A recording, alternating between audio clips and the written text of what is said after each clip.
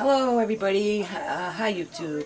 I'd like to make this video and showing you some ways of you can cut your time in half for drying and creating and making flowers.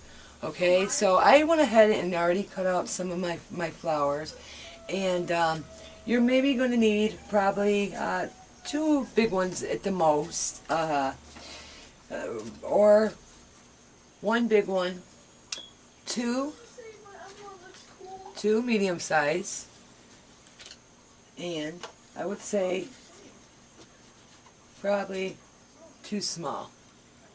Okay, I already got my flowers prepared, but and I've actually got them stuck together. So I just wanted to explain to you that this is the way I got this flower to look the way that it has. I've done this doing 3 techniques on each flower petal, and what I'm going to show you is basically, you know, when you're making flowers, you want to take, I'm going to demonstrate using a different colored flower, and you're obviously going to take your, because if you're a flower maker, you know that you're going to miss your flower. Okay, and I'm just going to use my flower petal and my water bottle, and I'm just going to lightly mist my flower like so, and I take my fingers and I like to run it along.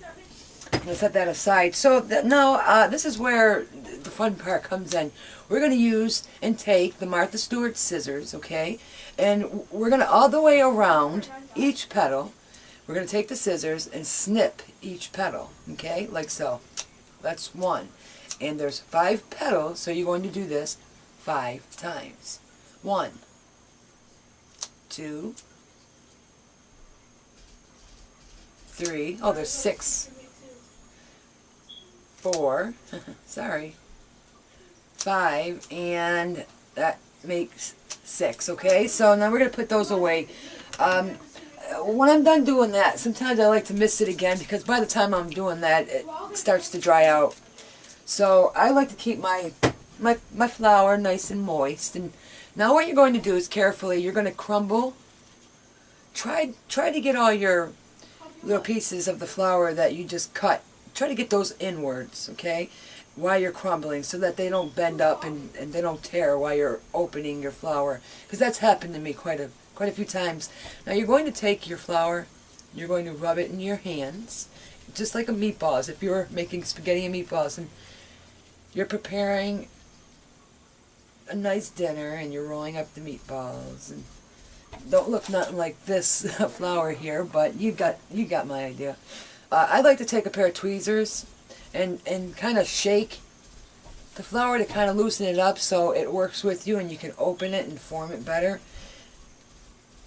And so then you can start to open up your flour like I'm doing and see how it looks. Now this is a different color because, like I said earlier, I'm using a different color. Just be careful because it will start to tear. But if it does, it does not matter. You can still use it. So don't toss it. Don't get frustrated and irritated. Definitely don't give up. If there's any of the petals that were cut and they are not formed, just go back and just fold them. It's cool because, you know, it's paper and it's very easy to get that wrinkled and crinkled and a distressed look. So now what you can do is, if you have a round to a ballpoint, I have the McGill, and what you're going to do is, I actually took my insidings of my clear block stamps, blocks from Stampin' Up, and I use the pieces here. Thank you to a wonderful person and friend for her idea. Thank you. And you're going to take it and you're going to just push down in the center. I mean, you can do this all the way around, it does not matter, but and then you're going to take it and you're going to kind of push it up and push it in, sort of. Not too much, but enough. Okay, so now what you're going to do is, you're going to take your flour and you're going to take your can, if I have not told you, any kind of vegetable can. Of course, make sure that when you take off your lid that you're going all the way around, cutting the lid off so that there's no sharp points or pieces. please be very careful, because I do have a little piece here sticking out. And you actually can go ahead and use some decorative paper if you have that on hand, and go around making it look nice and pretty in the way that you like. And actually the flower that you're going to make could match. So we can do another tutorial on that. So again, you're going to take, because I have not told you, but you're going to take your flour and you're going to put it in a can. Now, when you're using a heating gun, if you do not have one, I mean, it's pretty much common sense, but you know that it will get very hot.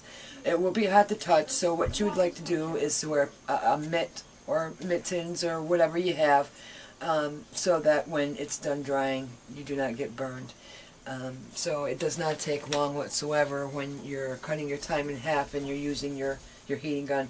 I'm going to turn it on, and I will not talk. It will not take longer than maybe 4 or 5 seconds.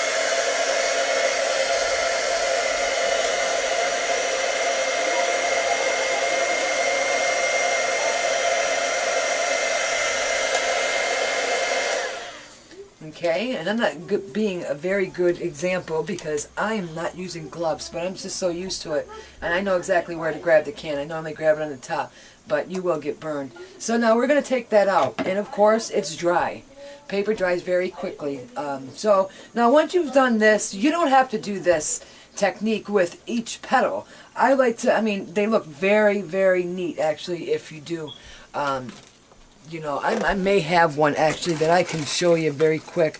I've done a few different flowers, and one of them that I've done was, I've done it with this technique with the whole flower.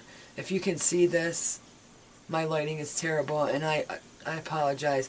So that's the way that it looks, and it's been sitting for a while, so actually it doesn't look as good as the other one. And put a little pearl inside the center. If you have a little bling, you can put that in the center just to jazz it up a little bit. But if you want it more just very fancy and plain, just leave it, you know, as it is.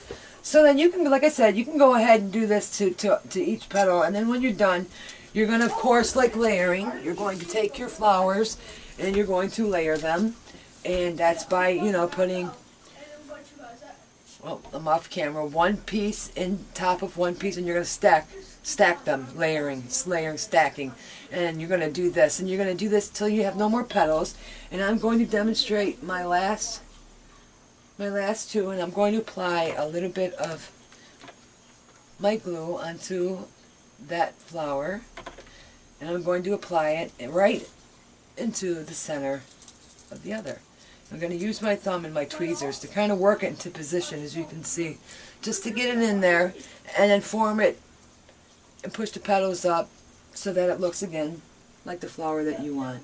And I'm going to take another small, and I'm going to apply a little glue on it again, like so, and I'm going to place it right in the center of that flower. Okay, so now what we have is a perfect, just about perfect to me, flower. Okay? So now if you don't have leaves, you know, if you're good at making them or hand cutting them or whatever, go ahead and, you know, put your little leaves on there and give it the realistic look and make it look as real as you possibly can, because I assure you can do that. So you go ahead, and I'm going to end this tutorial, and if you have any questions on any of this video that you've just seen, just leave me a comment below down here, and I'll be more than happy to get back to you as soon as I can. Anybody have any ideas on any videos that you're interested in me doing? I have many more to come, a lot of ideas, so please stay tuned. I'm Denise, and I thank you so much for coming, and I will see you again. Bye.